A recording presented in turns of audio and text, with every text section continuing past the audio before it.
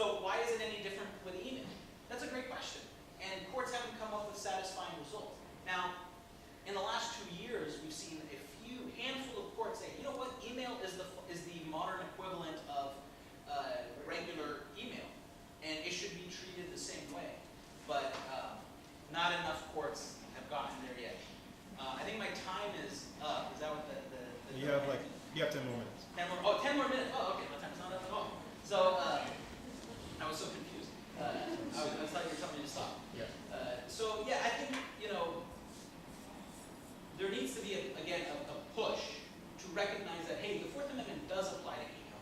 That's kind of a separate issue from the statutory framework. But even setting aside the Fourth Amendment issue, when it comes to the statutory framework, we need to update our laws to make it abundantly clear that email needs a search warrant to be obtained by the government. Yes. I was wondering, when the government does go to Google and says like, oh, can we get these users thing, does the user get notified that the government is taking your stuff? That's a great question. So not always. In fact, the majority of the time, no. And the way that works is complicated.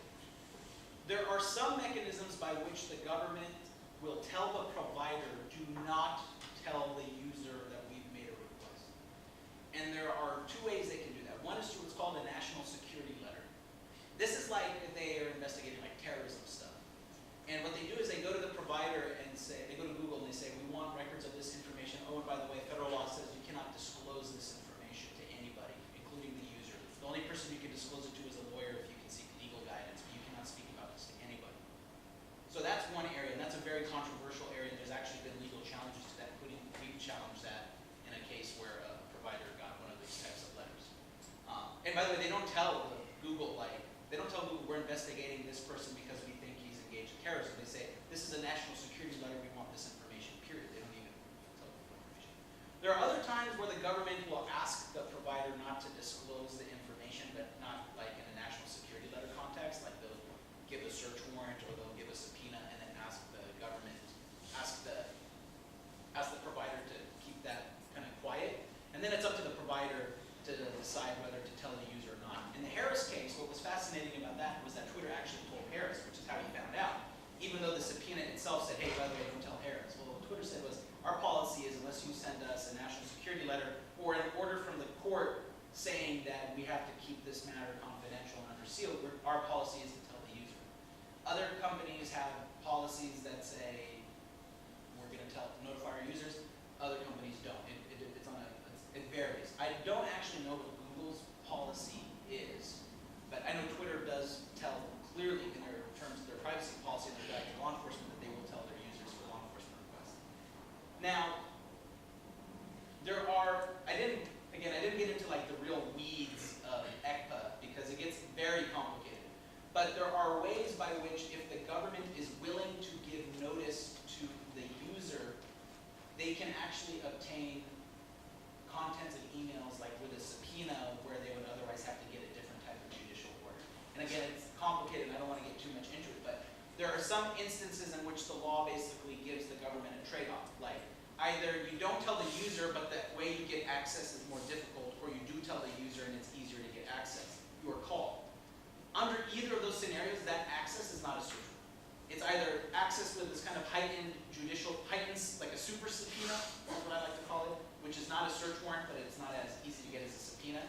Or that you can get with no notice, or with notice you can use a subpoena. And again, that provides problems because while Google's reporting the number of requests, not all companies are reporting that type of detailed information, and then people are left in the dark about what, am I under surveillance? Are they asking for my stuff? If I talk to someone about something that's controversial, am I going to be monitored or surveyed?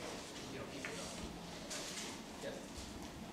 So regarding the legislation, the pending solution, I guess I'm curious. You showed earlier how language is easily used to manipulate different things with the cyberstalking example. Can we anticipate in the future language that's very open and manipulatable to leave the door kind of open for the government, or is the legislation that's currently out there very direct and specific on? So obviously it varies, but what I will say is, you were the one who mentioned earlier that one of the problems was the disconnect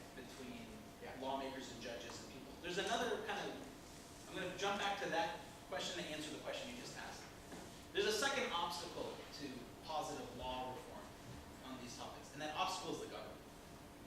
They're like a kid who they got their hand in the cookie jar for years, and now someone's coming to close the cookie jar. They want to keep eating cookies. So what happens is they keep saying, hey, whoa. We really like the ability to get emails without a search warrant. It makes our job a lot easier. So we think you should leave it that way. And what ultimately happens, and as is with all legislation, is that there goes this bargaining and this back and forth, and eventually laws get watered down, or the privacy protections get stripped down. The flip side of that is oftentimes the government can convince lawmakers to make laws very broad, like the cyberstalking.